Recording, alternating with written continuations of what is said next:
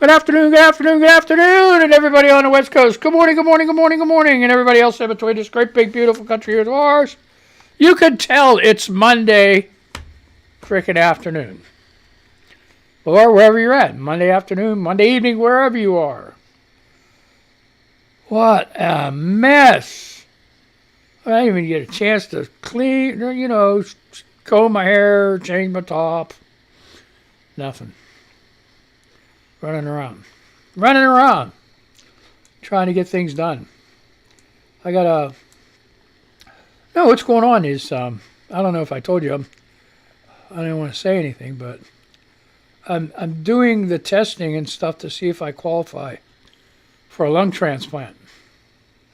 And this morning tomorrow's really going to be a busy morning too. I don't even know if I'll be able to do the show.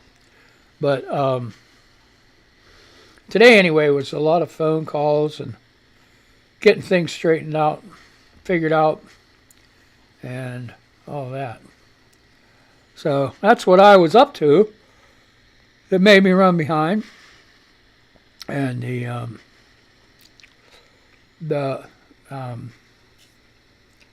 I have a lady that comes in once a week. She usually comes in the afternoon, but the schedule got changed. She had to come this morning. So, very nice lady, does really good work. And, but that's another thing. So what's going on, man? What's happening? How was your weekend? Did everybody have a good time? Oh, boy. Man, I hope so. I had a pretty good week. It wasn't too bad. Well, I don't know. I got to check. I think my bets are screwed this week for this week's football game. Now, here's the other thing. Any of you fantasy football people out there, I played my daughter yesterday and tonight. Tomorrow. Wait. What? Yes, yesterday and tonight will be the end of that fantasy week, and she's beaten me. I won one game so far. I'm as bad as those Pittsburgh Steelers are. Man, is that amazing, huh? Well, you knew it had to come sometime. They can't be, they're one of those teams. They're one of those teams that, used to always win. I don't know. Not anymore. I think they're, they got to be in like rebuilding. They got a couple really good players, but all right, enough football. People aren't interested in that. Some people are, but not people that watch this. So I apologize to you very sincerely. I apologize. Oh, God. I'm still waking up. How else? How else? So what's going on with Twitter news, huh? Well, my eyeglasses are still screwed up. Oh. Okay, here we go. Here's the questions of the day. Luke Combs fan. He's a Luke Combs fan, Mike. If you had to eat one flavor of ice cream for the rest of your life, what flavor would it be? Oh, that's a tough question. For me, every flavor, would wear out. It would just be, chocolate a few times, nah. For the rest of your life? Okay, for the rest of your life, if I would eat it once a month. Okay, that would be better. Here's the other thing. It would have to be lactose free because I'm lactose intolerant. How can you win? Dude, Mike, that was a tough question. Maybe not for other people, but for me it was like, what a bitch. God.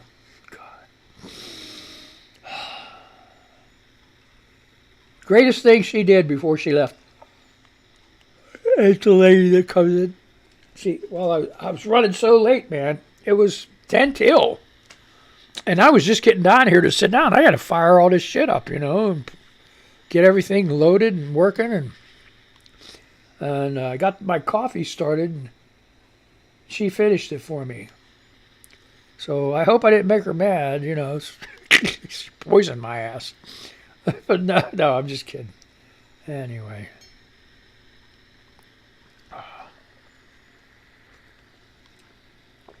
Oh, wow.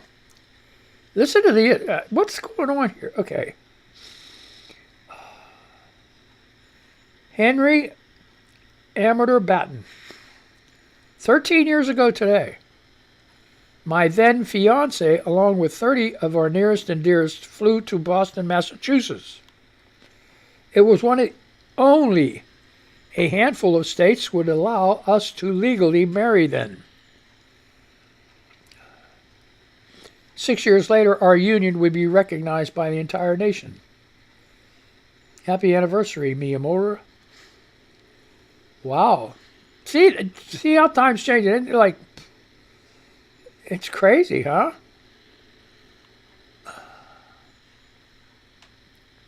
I think, that is one thing.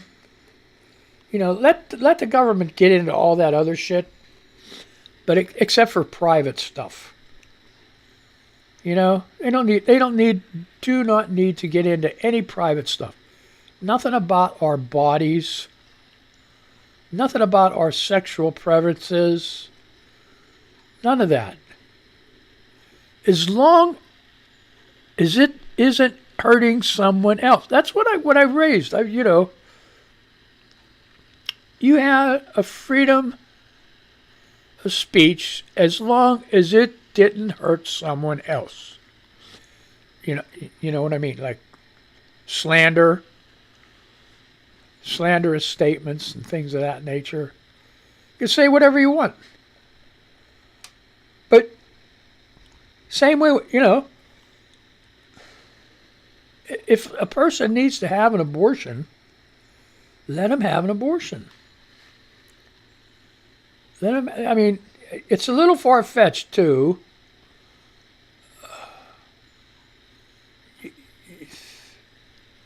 To figure,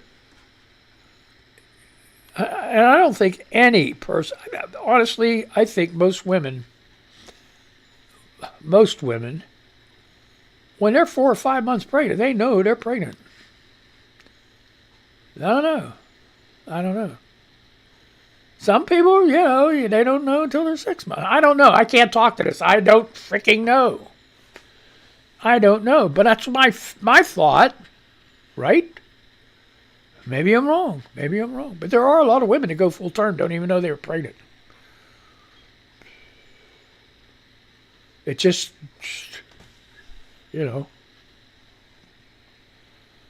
But women keep on top of that stuff. Their cycles and everything else like that. They know. Like I said, I wouldn't go as far as like 9 months and then decide you're going to have an abortion. I'm a little late there, bud. Woman, my body, my choice, yeah. But I can't say. Maybe, if it would interfere with the life of, not interfere, risk some other's life or whatever, yeah, okay. For me, I take this very personally. Very personally, because I'm going to tell you a story. And it hurts my heart to tell you this. Because I had a daughter. I have a daughter that has cerebral palsy and severely retarded.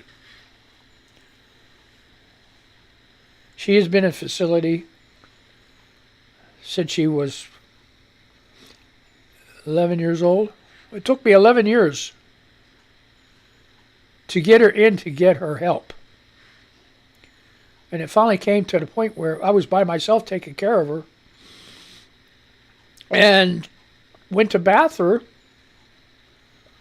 one day, and she started growing pubes.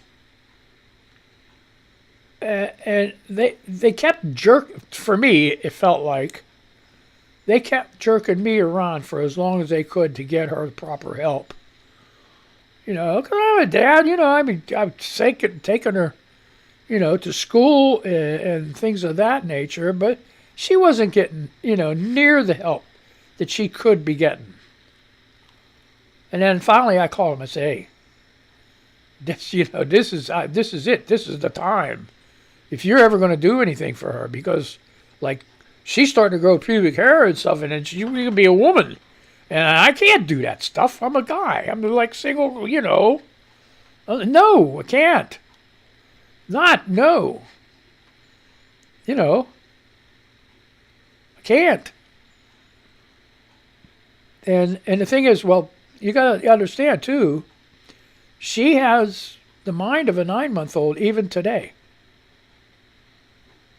So she needs to be fed. She needs to be changed. She can't do none of that stuff on her own. You know. And when she was 10 and 11 years old, she was getting pretty heavy. You know, she was hard. You know, my mom would help out. My mom couldn't help anymore. And it was rough.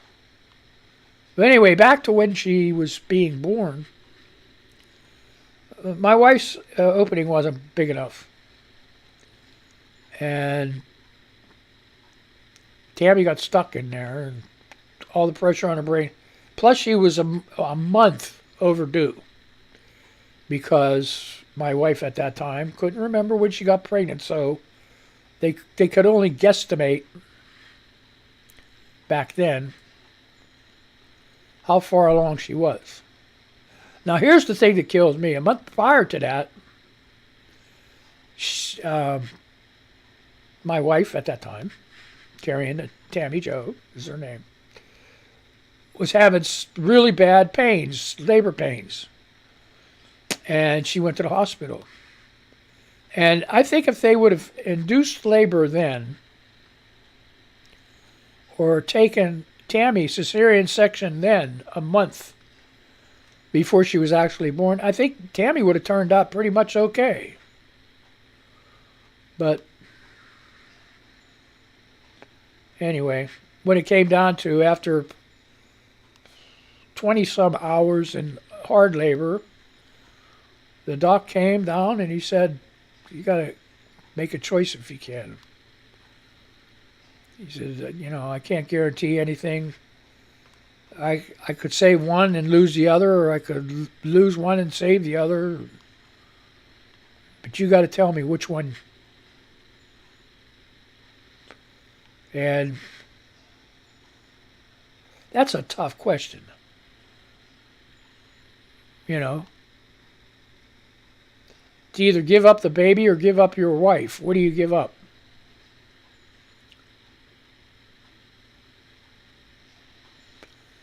Whew. I couldn't. I said, just do whatever you can to save them both.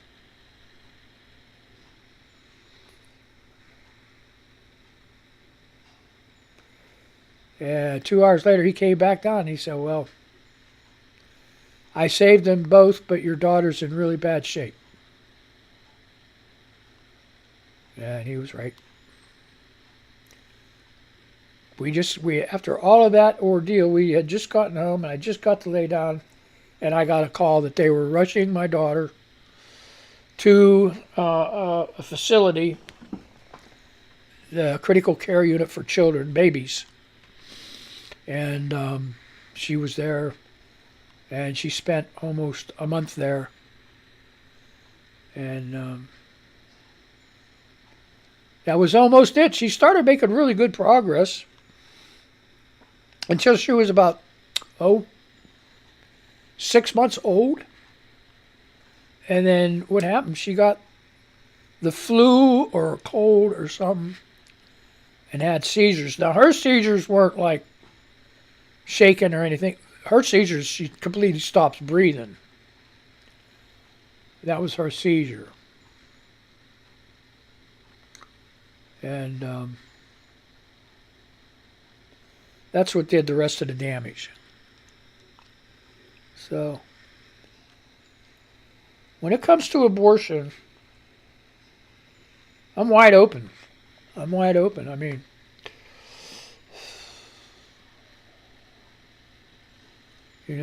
I don't know what kind of life my daughter is having, being the way she is right now. I mean, I'll tell you one thing: she don't have nothing to worry about. She not aware of Putin and Trump or Biden or any of these shootings or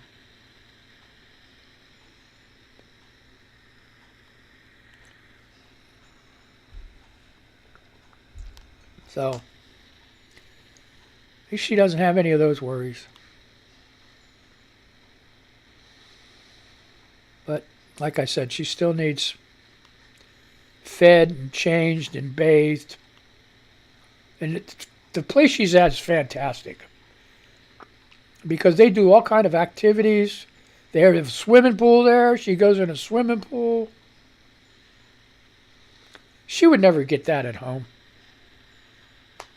So you people that want to pound on me and persecute me for trying to find a facility that would take care of her, stick it. Stick it, because no matter what you do, you will never do and get as good a place as where she's at right now.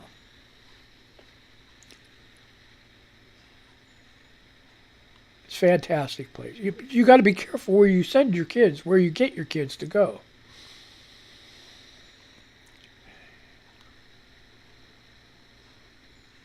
So, wow, how do we get here? Oh, okay, so that's, that's on abortion. That's abortion. So, maybe, I don't know. Like I said, so many things to consider.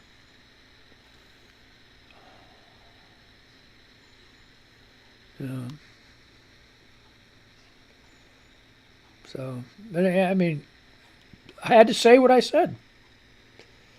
If I would have said, well, save my wife, she would have been devastated. Devastated.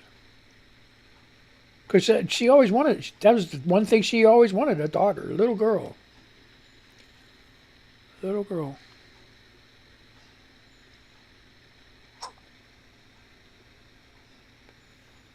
Yeah. So the marriage only lasted 3 years after that. And she gave up. Both of the kids she gave up. I became one of the first people in my state to, as a male, to get full custody of both kids.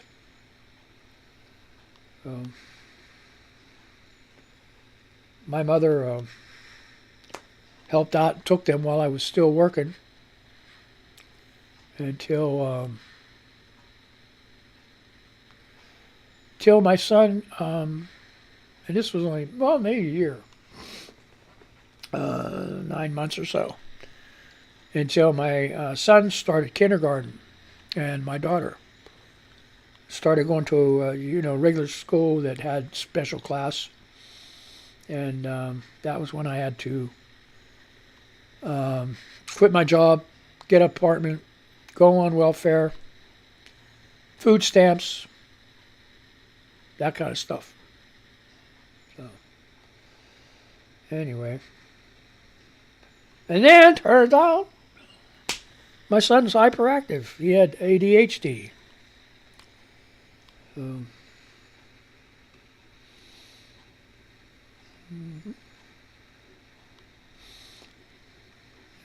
So, and he still does. He's getting along though. He's working. And that's enough personal stuff. Okay, one part of my life. Susan, my daughter, is having my first grandchild. I don't know what to have the baby call me. Any suggestions? I don't like nanny. No. Nanny is somebody that takes care of your kids. Well, hey, you're going to end up being a nanny. That's what you're going to do. If things work out the way they do, you're going to be a nanny. How about gamma? Gamma? Nana? Nana? I don't know.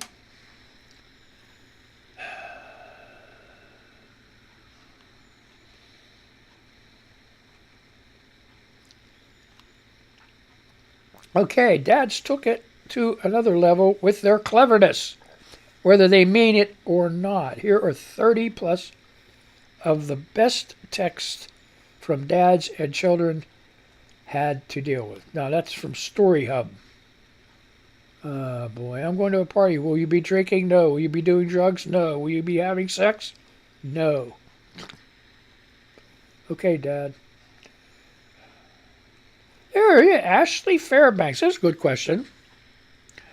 Did you have the presidential fitness test in school? My family is treating me like I'm bonkers.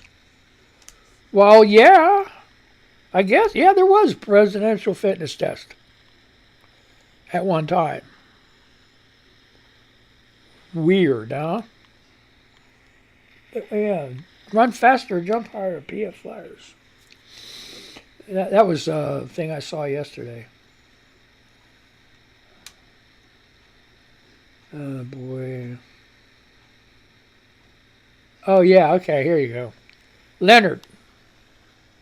Remember that time the Washington Nationals invited Dr. Fauci to throw out the first pitch on opening day, and it made Donald Trump so jealous he lied and said he was asked to do the same by the Yankees? And remember when the Yankees told everyone he was lying? Oh, boy. Ooh, oh, my God, my ears. Oh, man, oh, no. Okay, so, yeah, I'm just like, I'm winging it, folks. I'm winging it. Oh, shit, my ear. Oh. Did you ever get a bad itch? I got a bad itch.